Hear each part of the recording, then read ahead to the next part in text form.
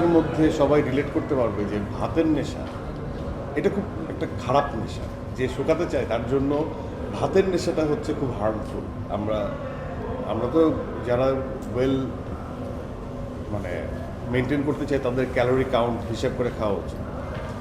তো ওজন বাড়ানোর একমাত্র ওয়ে হচ্ছে ভাত খেতে হবে। হ্যাঁ, আর ভাত যখন আমি একবার খাওয়া শুরু করবেন, শরীর যখন নিয়ে নিবে তখন এই ভাত আপনি ছাড়তে পারবেন।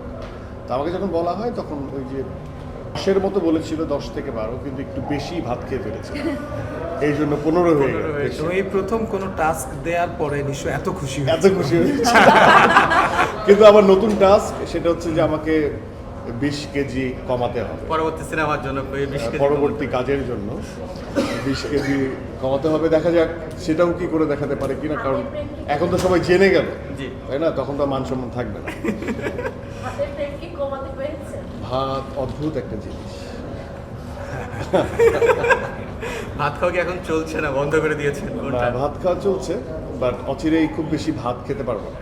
তো আমাদের ডায়েট চার্টে যখন প্ল্যান করা হয় তখন হোয়াইট কার্ব অনেকে না করে, বা ওয়াটারি মানে ওয়াটার লেভেল থাকে এরকম ফুডগুলো আর কি না করে। তারপরে একই অর্থে লবণ বা চিনির ব্যবহার কমাতে বলে। তো একবারে কার্ব যদি নাই করে দিই মাথা ঘুরিয়ে পড়ে যাব। আস্তে আস্তে কাটল ডাউন করতে হবে।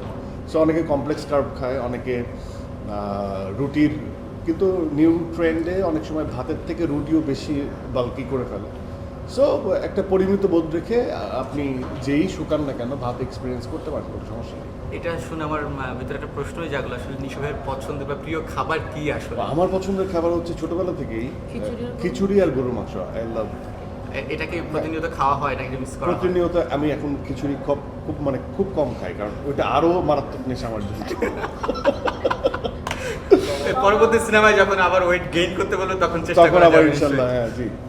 তবে যে আপু আপনার অভিনয় নিয়ে আমরা বেশি কথা শুনছি, আমি দেখি আপনি একজন পরিচালিত অভিনেত্রী হয়ে উঠছেন।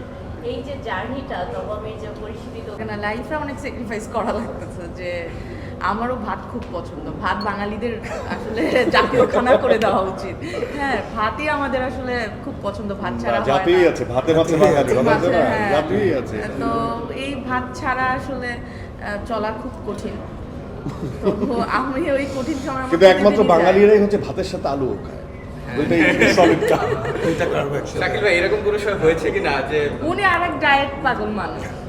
এরকম হয়েছে কিনা যে আপনি ডায়েট করছেন কিন্তু তারা 10 বছর এরকম। না, মানে আমরা সমবয়সী, যে ওর ফিজিকটা আর আমার, আমি হচ্ছে আল্লাহর মধ্যে খোদার খাসি হয়ে যাচ্ছে, আর সে আস্তে আস্তে শুকে মেইনটেইন করতেছেন। হ্যাঁ। পরবর্তী অভিনয় আসতেছেন নাকি শাকিল ভাই? না টাকা বাঁচাচ্ছি হ্যাঁ, কিছু, কারণ আসতে সিনেমা করা মানে তো টাকা বাঁচাইতে হবে না, টাকা বাঁচায়।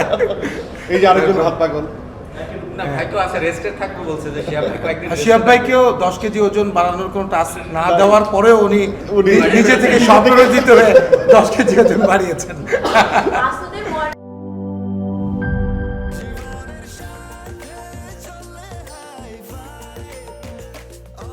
স্বাস্থ্যকর অল টাইম, সব সময় অল টাইম হেলদি লাইফ।